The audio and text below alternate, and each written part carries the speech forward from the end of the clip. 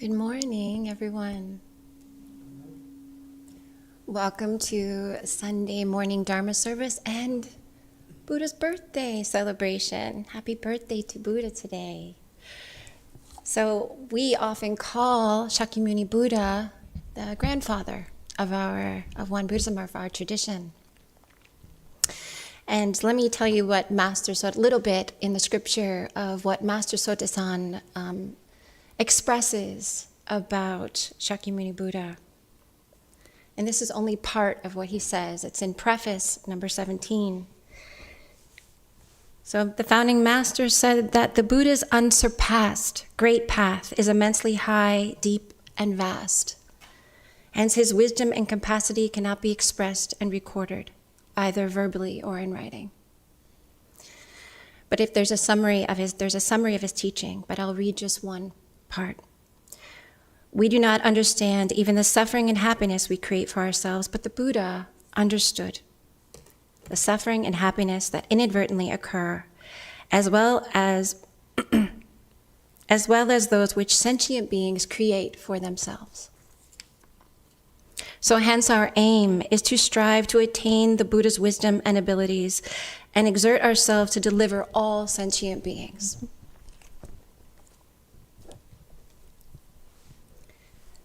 So with that in mind, and with special reverence to Buddha, let's open up our service today by standing and offering 4 bows to Ilwansang, our Dharmakaya Buddha.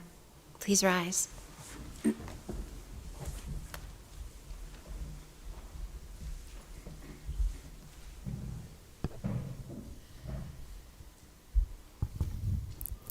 And you are welcome to make full bows or standing bows. So this is our Ilwansang, our Dharmakaya Buddha.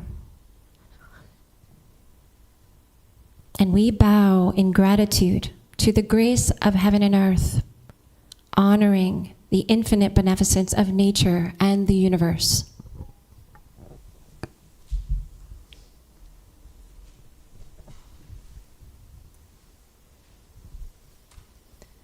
We bow in gratitude to the grace of parents, grateful for this human life and body, grateful to our teachers, our parents, ancestors, and all those who have had a nurturing role in our lives.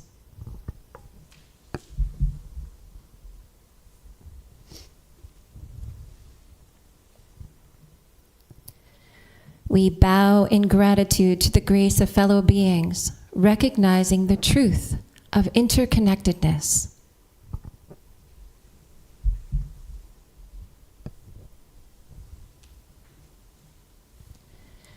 And we bow in gratitude to the grace of laws, both natural law, the law of cause and effect, and secular law that guides us, protects us, and promotes justice.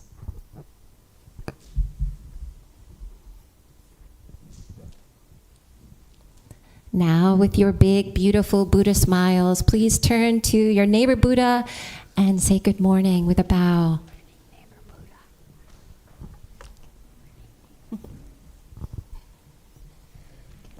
And you may remain standing because Karen will open up with some yoga stretching.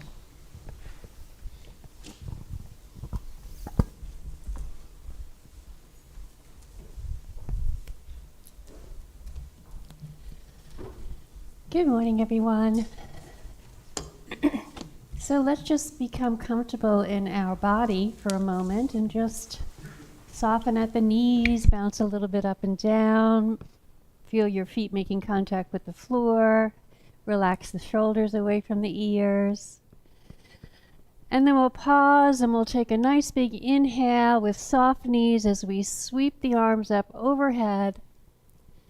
And then on your exhale, bend into your knees and gently fold over. Taking another inhale, come all the way up, reach all the way up, all the way up, all the way up. Big inhale. Exhale, swan dive over the legs one more time. Bending into the knees.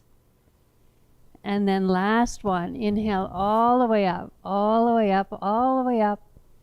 And then just glide the hands down the center line as you exhale. Let's go ahead and separate the feet nice and wide. You might want to remove your socks. It's entirely up to you, but you might want to because the floor can be a little slippery. We're going to bend into the left knee and bring the hands interlaced on top of that knee. Notice the sensation on the inside of the right leg. Push into the floor as you inhale up again and come to the other side. Again, notice sensation on the inside of the left leg. We'll do that one more time on each side. Maybe you go a little deeper, maybe not. Doesn't matter. Just pay attention to the sensation of the body. Inhale, come up again. And last one on the other side. Come back to center. This time we're going to turn the toes up of the left foot and bring the toes down facing the windows. We're going to inhale the arms up, shoulder level, bend into that left knee, keep the knee directly above the ankle and look over the left arm. Go ahead and turn the palms up as you roll the shoulders back down, and then keeping them there, turn the palms down again. Inhale, reach the front arm up and the back hand comes to the back leg. Exhale, come forward, elbow to knee. Bring the right hand across the ear. Inhale, come back up again, arms out to T. Take a breath here. This time we're going to bring the arms up and straighten the knee. Bend the knee, arms come out. Inhale up. Exhale, bend. Come back to neutral, hands on hips, toes facing front. Turn the right toes in, left heel out, bend into the right knee. Arms come out, shoulder level. Roll the shoulders back and down, palms come up. Keep the shoulders there, turn the palms down. Go ahead and bring the right elbow to the right knee, left arm across the ear. Inhale up again. Back hand to back leg. Coming back to neutral. One more time, elbow to knee. Come back up again, back hand to back leg. And back to neutral. Arms come up, straighten the knee. Bend the knee, arms come back down. Arms up. Arms down.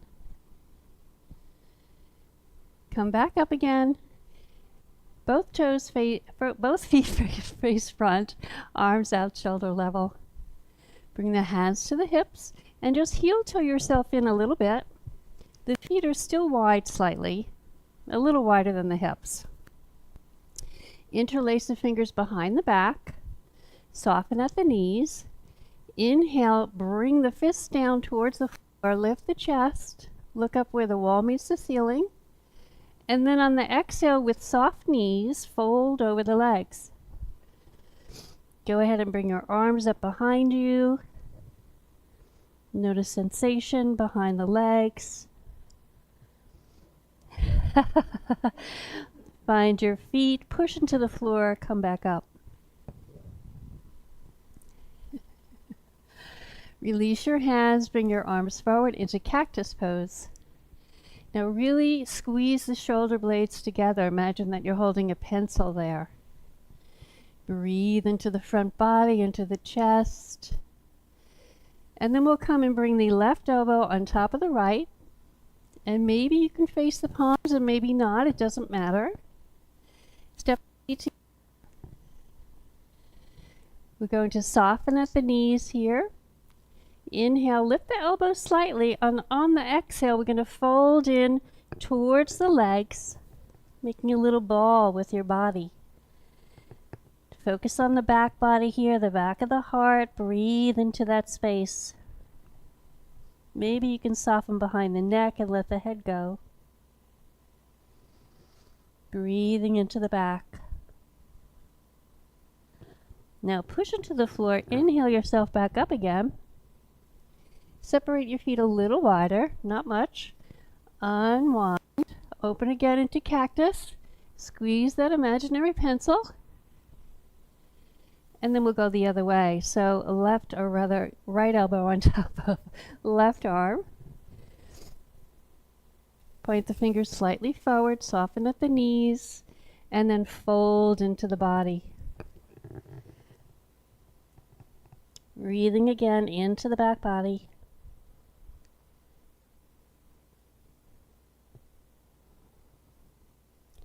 Coming back up again, push into the floor with your feet and legs. Unwind, open up. Last pose will be chair pose. Relax the arms. Chair pose, we're just going to imagine that we're sitting into an imaginary chair behind us. Okay, so feet are hip distance apart. We sweep the arms forward, drop the hips, shift the weight into your heels, breathe, look down at the floor in front of you. Maybe you go a little bit lower. Breathing, breathing, breathing. Push into the floor and come up. Bring the hands together, extend the index. One more time into your chair pose. Breathe, maybe you go a little bit lower, maybe not. This time we're going to fold over the legs. One last time, fold over the legs. Softness behind the knees always. Now find your feet, press into the earth. Bring yourself all the way up, up, up, up, up. Gather all the air from the sky into your lungs. Namaste. Thank you. Thank you, Kathy.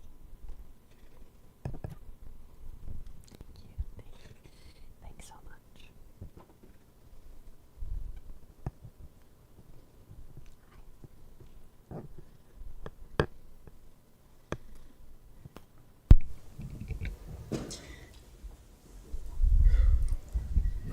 Now find a comfortable position.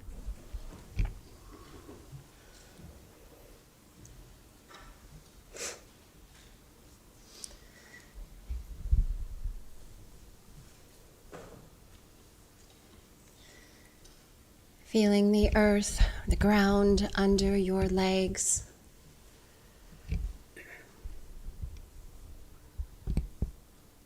Continuously supporting your body. And allow the air to fill the lungs. And simply breathe in and breathe out.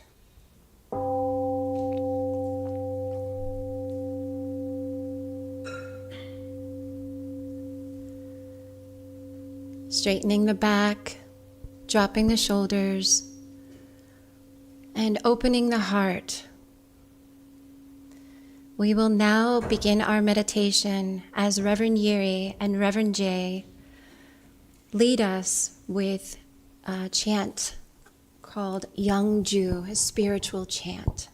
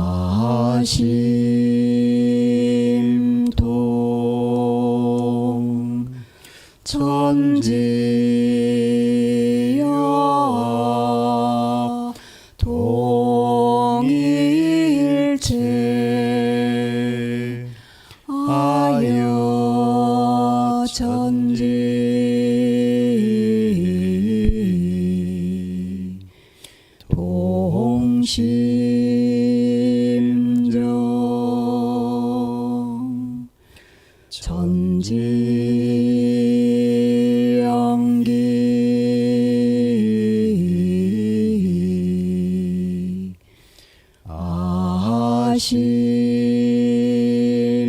아심정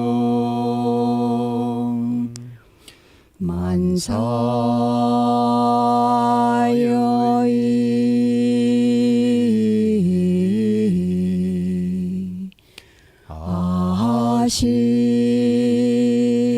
아심동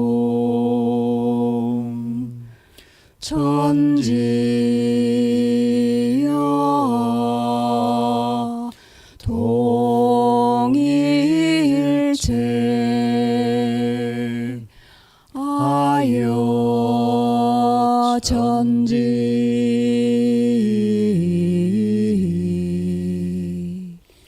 동심정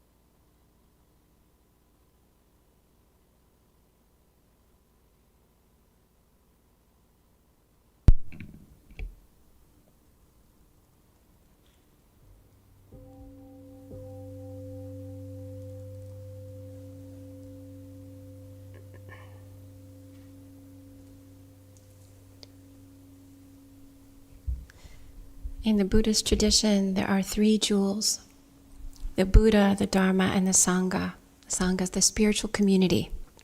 So in honor of Shakyamuni Buddha's enlightenment and his teachings, you are invited to read the three refuges. Please open your booklets to page 10.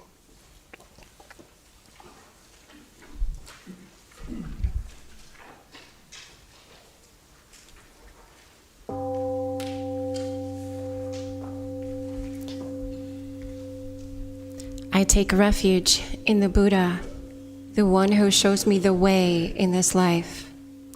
I take refuge in the Dharma, the way of understanding and of love. I take refuge in the Sangha, the community that lives in harmony and awareness. Now please open your booklets to page 4 and 5 as we chant the Ilwan Song vow and Heart Sutra led by John.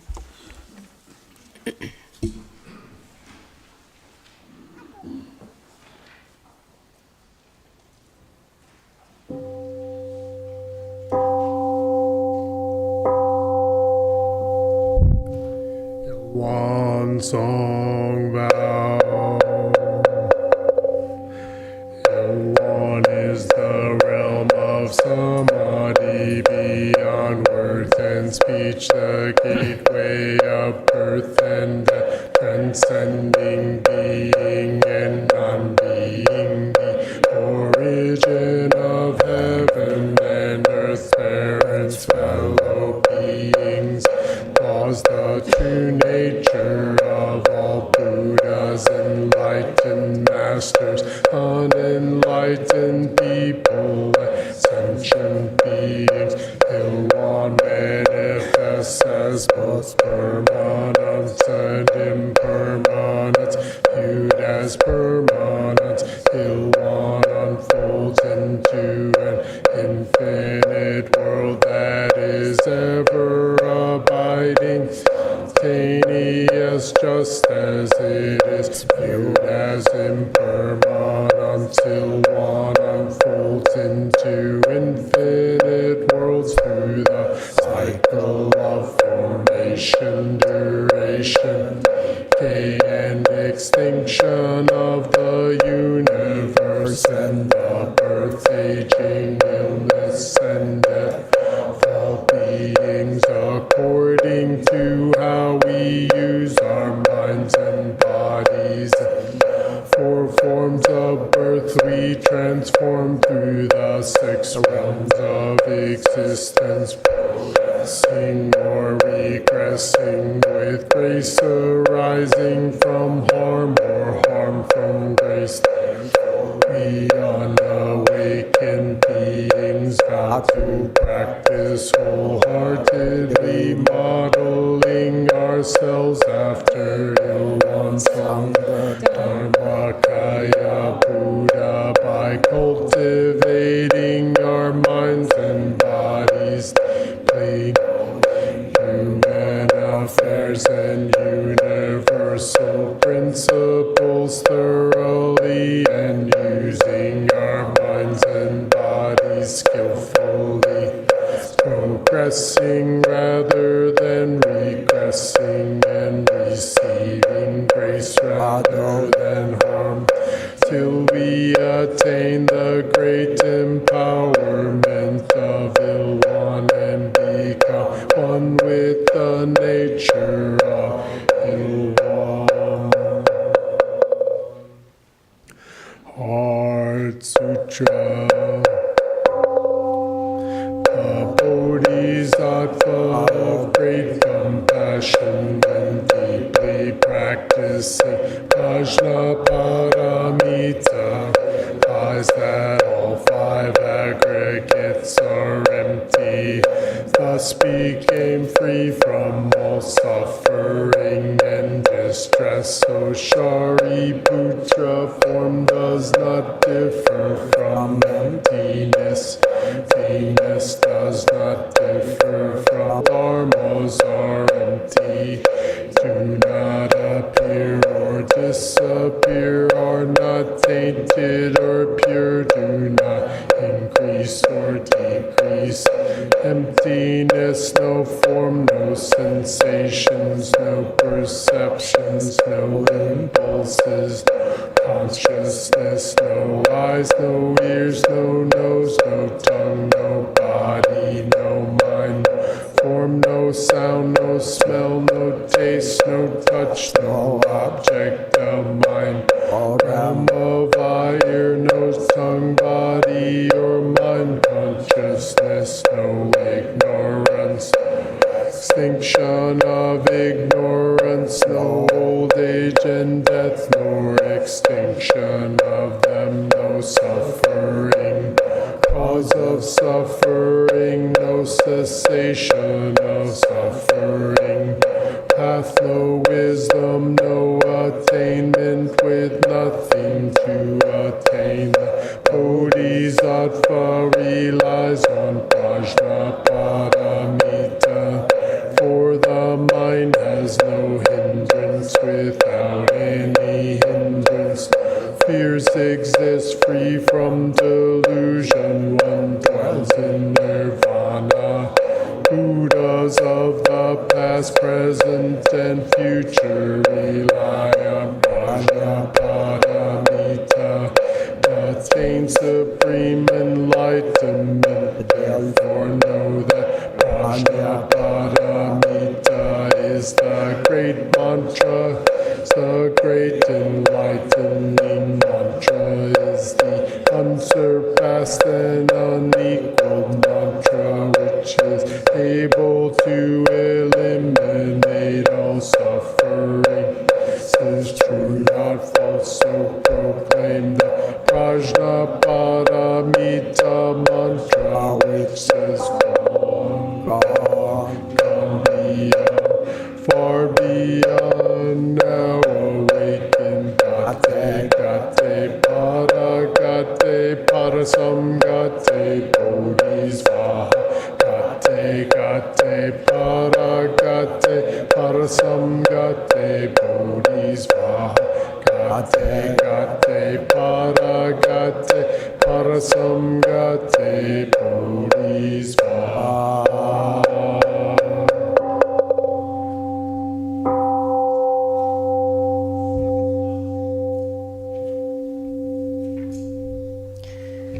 When we take refuge in the Buddha, we pay homage not only to Shakyamuni Buddha, but also to all enlightened teachers. Moreover, we take refuge in Buddha nature within us. When we take refuge in the Dharma, we return to the teachings of the Buddha and guidance of all enlightened teachers.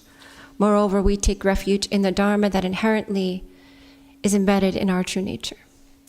By taking refuge in the Sangha, we embrace the community of practitioners who follow the teachings of the Buddhas. Moreover, we take refuge in the guidance of our own true nature.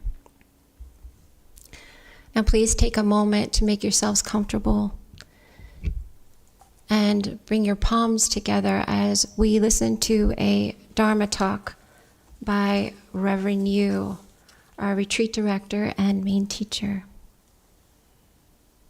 Good morning, everyone.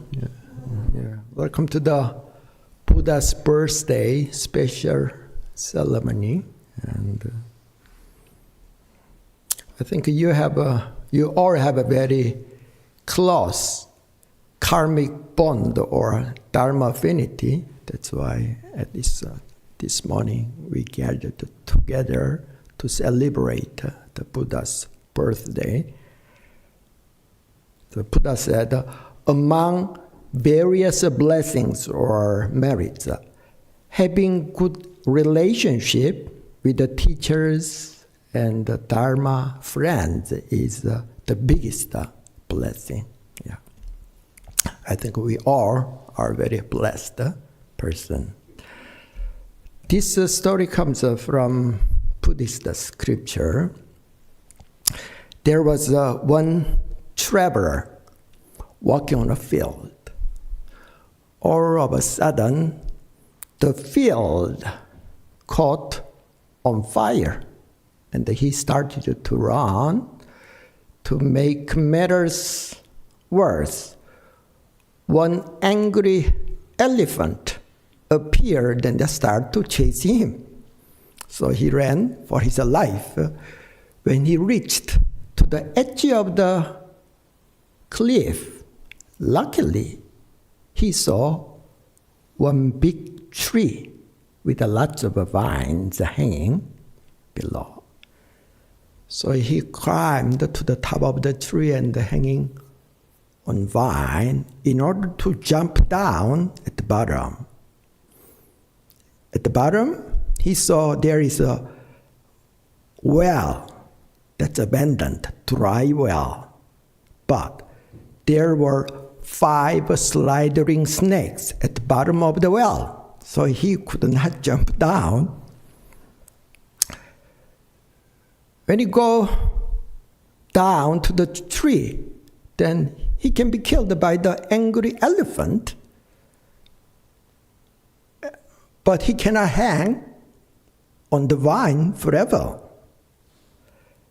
As the darkness set in, 2 mice appeared, one white rat, one black rat. They started to gnaw the vine.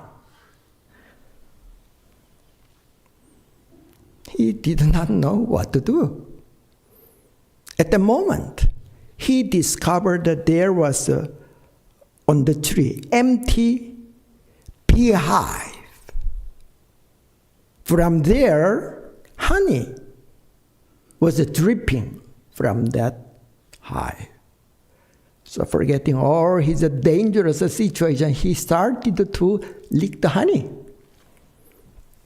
This is what the Buddha told about the human situation. A traveler is the we who came on earth temporarily. The field is a human life. The fire represents human desire. Angry elephant symbolize impermanence or death that's constantly chasing us. 5 snakes at the bottom of the well means 5 aggregates of ourselves. Just as we chanted Heart Sutra, sensations, perceptions, impulses, and consciousness, and this body, 5 aggregates. Honey represent what? Worldly pleasure. Forgetting about the dangerous situation, people enjoy the honey. So in the case of the Buddha, he was born in a palace. He was very, according to the legend, he was a very, very healthy, very, very courageous person. But he realized as a human being, whether they are beggar, prince, commoner, or noble person, we have to encounter old age, sickness. We cannot attain what we want. We cannot avoid the situation. There can be some situation or person we would like to avoid. That kind of inherent suffering or dissatisfaction, we regular people take it for granted. We are living compromising that situation. But in the Buddha's case, it was different. There might be some solution to attain complete liberation. And so, as we know, he left the palace at the age of 29. He performed the ascetic practice for 6 years, and under the Bodhi tree, in his mid-30s, he attained supreme enlightenment. That's the story we know. Under the Bodhi tree, a couple of insights he attained. One, he could recollect all his past lives, how he met his wife and so on. And he attained the universal truth. They usually say, what does that mean specifically? They usually say, Buddha attained the Dharma of a dependent arising. Or another translation goes dependent. Co-arising, dependent origination. Because of this, that arise. Because of that, this arise. So Buddha said in the Samyutta Nikaya, whoever sees a dependent origination sees the Dharma. Whoever sees the Dharma sees the dependent origination. It is through not understanding, not penetrating this law of dependent origination that beings are trapped in the cycle of birth and death, and it is through understanding and penetrating it that liberation is gained. So our founding master said, in one Buddhism, we usually say that the karmic principle of a cause and effect, the giver becomes the receiver, and receiver becomes the giver. Some people have the ability to read other person's past lives without exception. Perpetrators becomes the victim. The victims becomes the perpetrator. Just like ourselves, Buddha also did a lot of mistakes in his previous lives.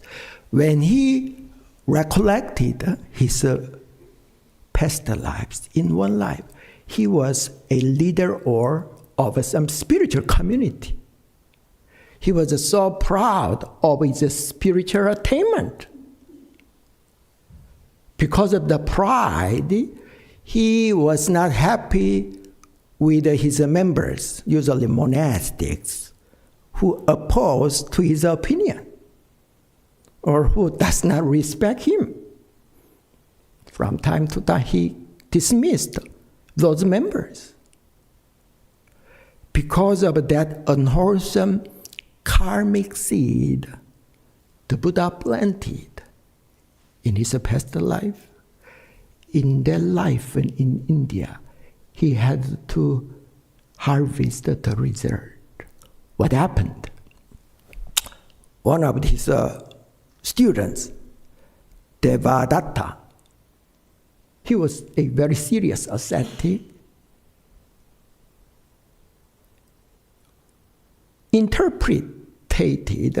translated the monastic code in a very different way, and took 500 monks outside under his leadership. And he actually tried to kill the Buddha 3 times.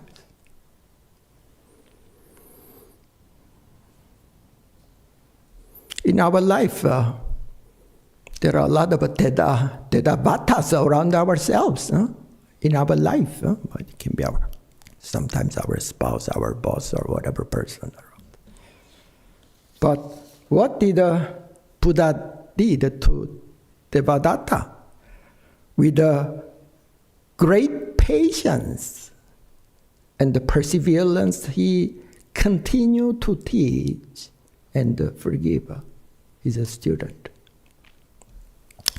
Buddha thought it's a great chance to purify his karma, pay back his debt that he owed in this.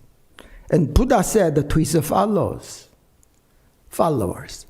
that Vata is my teacher. Why? Buddha said that Vata is his teacher because he taught him, drove him to practice virya paramita. Virya in English, it's translated as usually patience or perseverance. Buddha emphasized patience a lot. So, Pat, would you read that? Patience is the highest asceticism, said Buddha.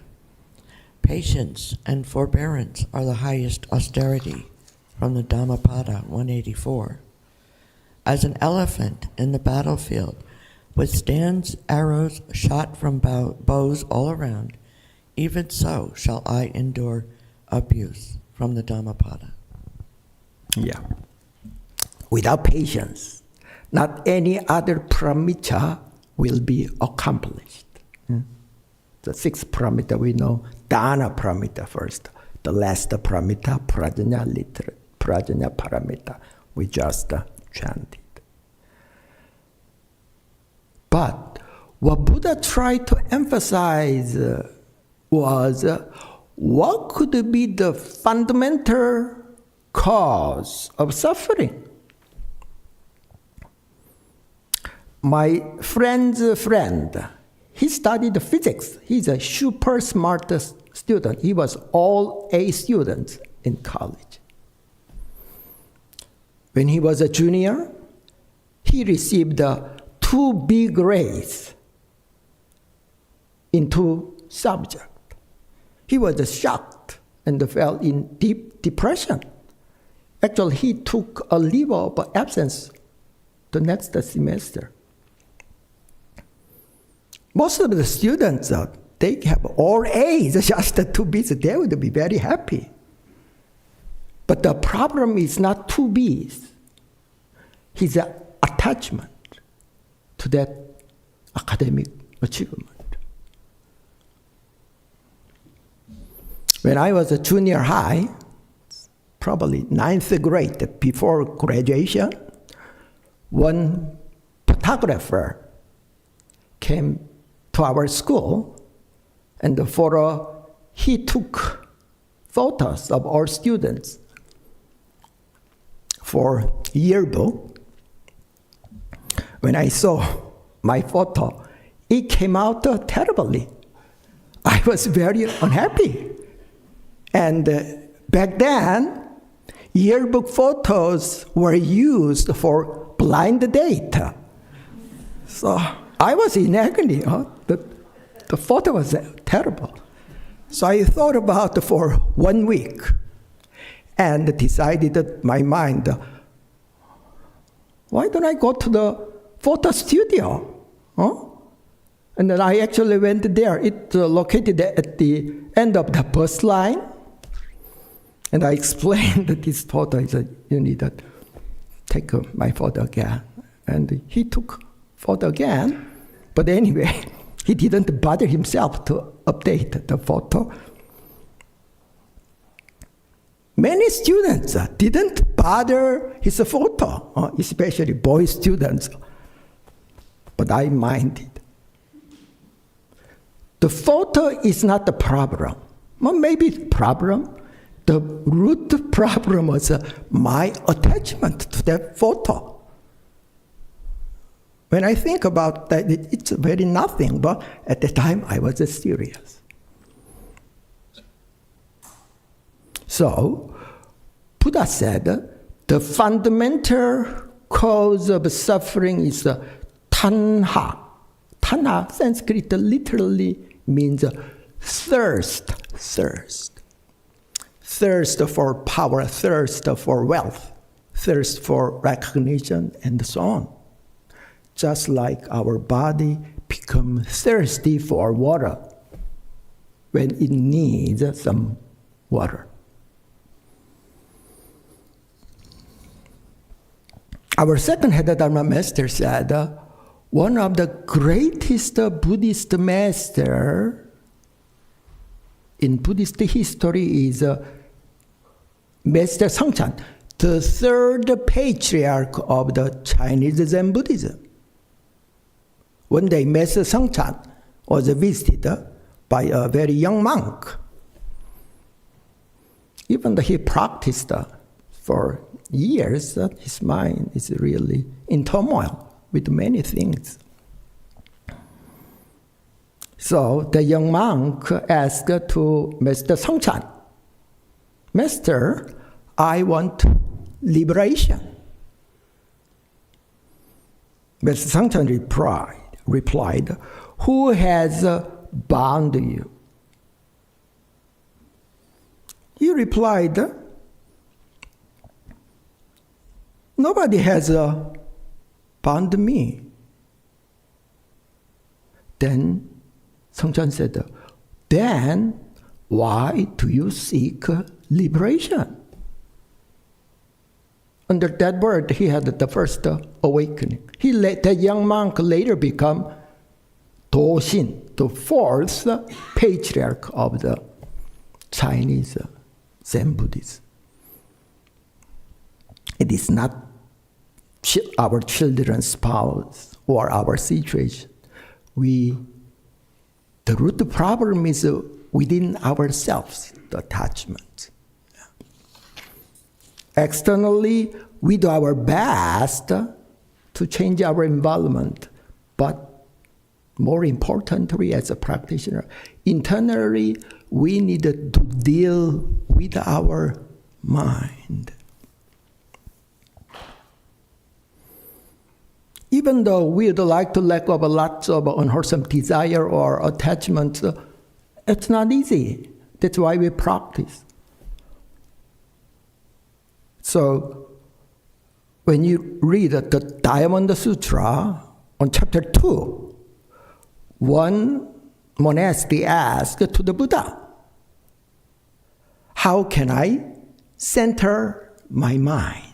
His mind is always distracted by many things. Do you know what Buddha's reply? If I were there, I would say you need to meditate more, but Buddha didn't reply in that way. Give rise a great aspiration to deliver all sentient beings. Then your petty desires will subside naturally. We are attracted or distracted by many things. Usually that's very worldly or secular. Many times intellectually we already know that's not that worthwhile, but it's hard to let go of it. That's why scripture study, learning Dharma is important. Which is really important? Which is less important? Which is not important at all.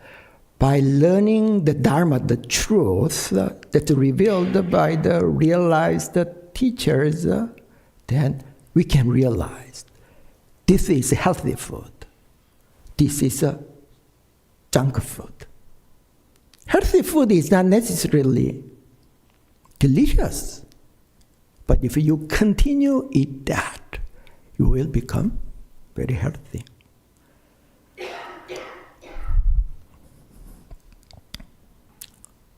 Why it is very hard to actualize what we know.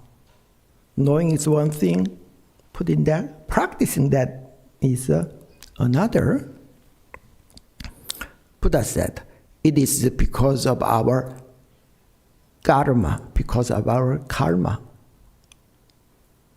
Why some people like action movie? Like myself.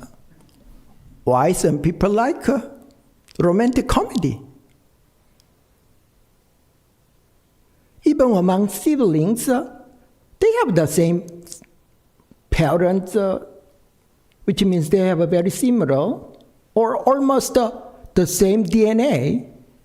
They were raised in the same environment. But their personality many times is different. One person would like to become athlete, another person would like to become artist, and so on. Why it's different? Because their karmic seed is different. You see the garden over there? It's the same topsoil. The same weather, but depending on what kind of a seed you plant, different crops will come out.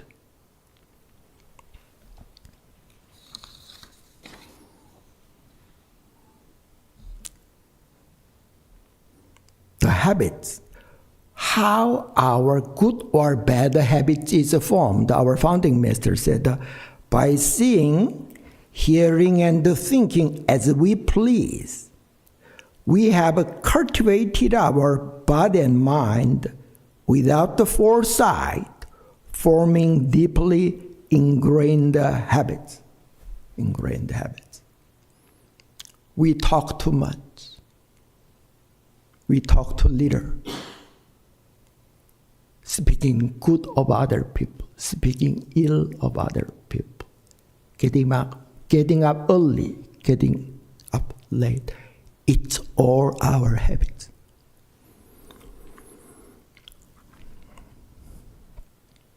Last year, I mishandled the super glue, to fix my old shoe, sneaker. Two of my fingers got stuck together. It was almost impossible to pull them apart. The super glue, I was almost about to use the knife. Habits got stuck in that way, in our mind, in our life.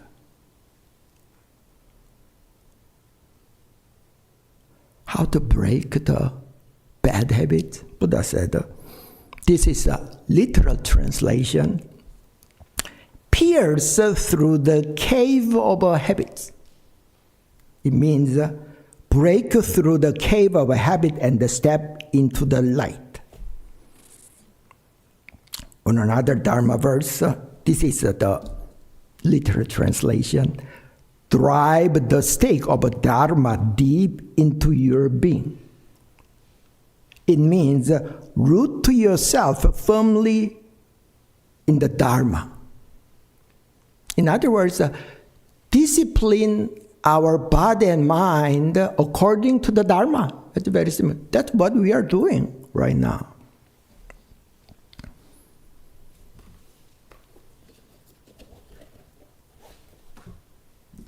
Discipline, spiritual practice, Chinese character,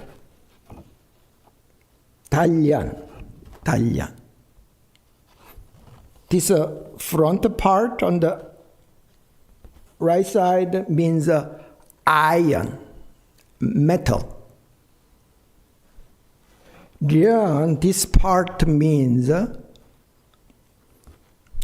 melting and blowing iron in the furnace. This part, tan, means hammering. Hammering the red iron to create something.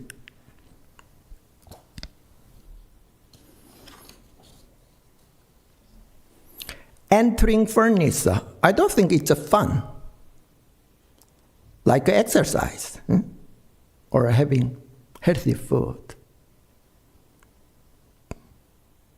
But when we enter, when our mind enter, the furnace came out of it, we become completely different person. So for that, the discipline, would you read? Yeah. The Buddha said, People refine raw metal by burning all impurities out of it in order to make high-quality tools. It is the same with people who study the way. First, they must purge the defilements in their minds, then their practice will become pure. Just as a goldsmith, having taken gold ore, puts it in a furnace, blows upon it, purifies it, refines it, and removes the dross, making it pliant, workable and gleaming. Even so, bhikkhus, a bhikkhu, having rightly directed his mind away from unwholesome thoughts, cultivates thoughts of renunciation, of loving kindness, of compassion, of sympathetic joy, of equanimity. Okay. Before entering the furnace, we regular people are just like this earthenware. It's okay, but not that great. When the earthenware came out of the furnace, we become like this priceless china or porcelain.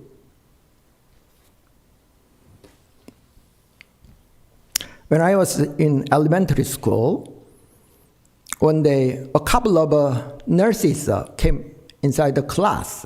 We have to get the vaccination, flu shot, which was mandatory. So all the students were lined up. I think I was in the second grade. One of my friends was so scared of the needle, he ran away. And a couple of students searched him. Actually, before he got the shot, the nurse cannot move to another class. So it turned out he was hiding in the bathroom. So he was brought in there and he got the shot. I thought it's very painful, but I discovered it's not that bad. It's very, very temporary thing.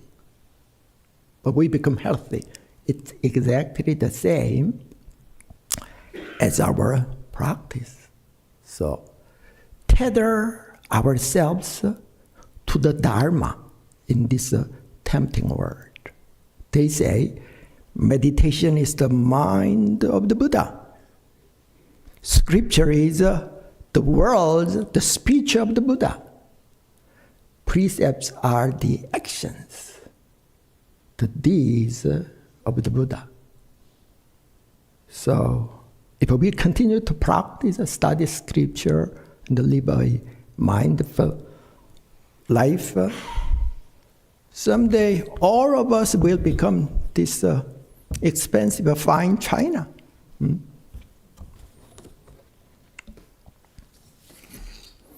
And do not forget, it takes time. Do not forget. This is a very famous Korean poet's poem. Yeah, would you read that?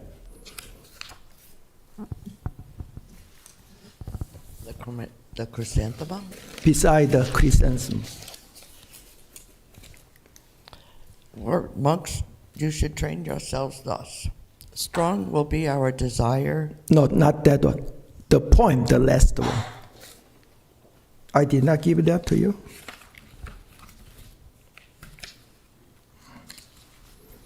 Okay, let me finish. Yeah, my Dharma talk. Okay, thank you.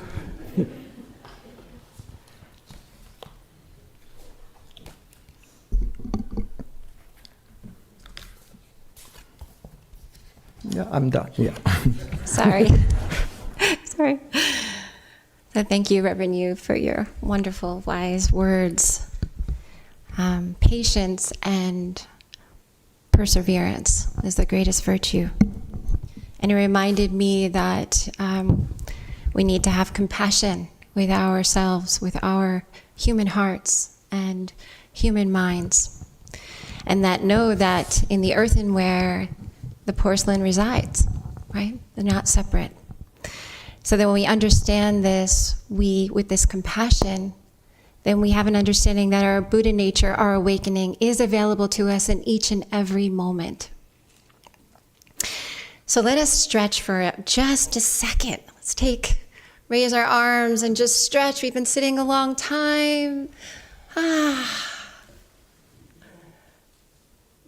And release. One more time. Big, big, big stretch, a little bit higher if you can.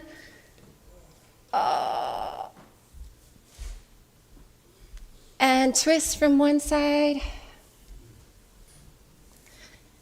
to the other. And just move your neck whatever way you would like.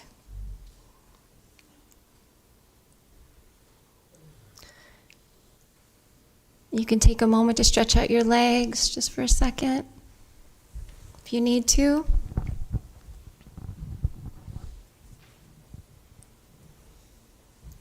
And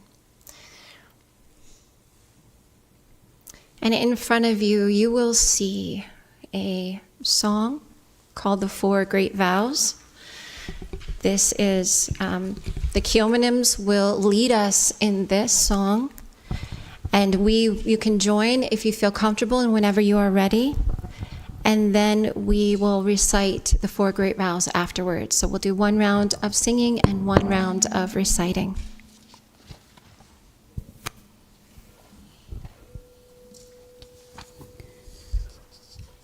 With all my power, with all my heart, I will deliver all sentient beings. With all my power, with all my heart, I bow to end all troubled thinking.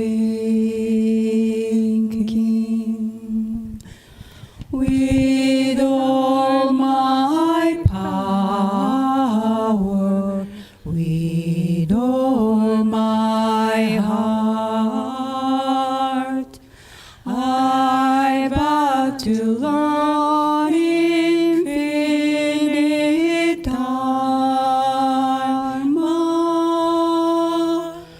With all my power, with all my heart, the path of Buddha,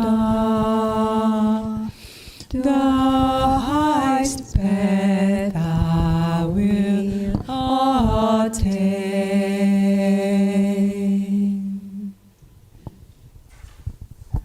Thank you. Please open your booklets to page 10. And we will recite the four great vows.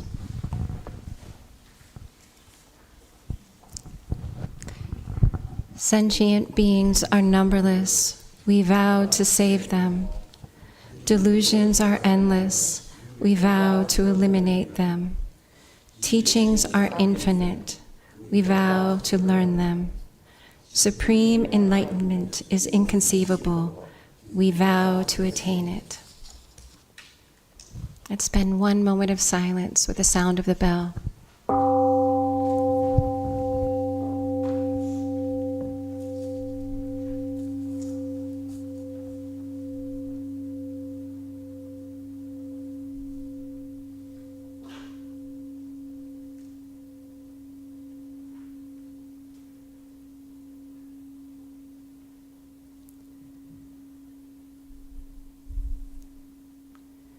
With the support of Buddha, Dharma, Sangha, may we be guided to fulfill our spiritual aspirations and continue on our path to Buddhahood.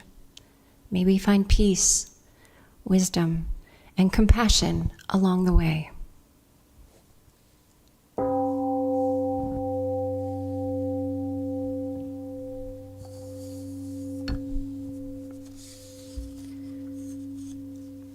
I have many things to share with you today, some announcements. And all of these you can find on the website as well. So we have a continuing Thursday Dharma class, Thursday evening at 7 o'clock, and happens every week and is led by Reverend Ginger. We have a Won Buddhism intro class that everyone, whether you've been here for a long time or you're new to this tradition, this is also, Reverend Ginger is also teaching this, and it's happening May 10th, Saturday at 10 a.m. And there's another new offering starting Tuesday morning. So those of you who don't want to wake up at 5:30 for morning meditation, although it's lovely, there is a Tuesday at 9 o'clock in the morning. We will have a morning meditation. So that starts May 13th. And we'll have a little Dharma also discussion with that. And then I have 2 retreats coming up. So we have one, Dharma to Table. So this is, you'll learn a little bit of our retreat food cooking and do wellness and wholesome living retreat. So this is meditation at rest and meditation in action, this retreat. And it happens June 20th through the 22nd. It's also summer solstice. And the other one is Meditation Retreat, The Art of Love. And we have a wonderful visiting Kyomunim here to teach this class from Minnesota. So this is happening on July 4th, Independence Day weekend. And last but not least, we have one more announcement about our Dharma brother, Reverend, maybe, Michael Lee. Maybe, Michael Lee. He just finished his book. So Turn Stress into Bliss. It's a wonderful book, and there'll be a couple copies. We've ordered 5 copies, I think, to start with. And you can get this online as well on Amazon. So that's available. That will be available.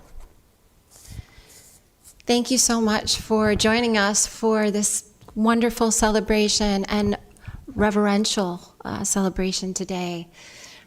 There are cookies to share and tea in the foyer.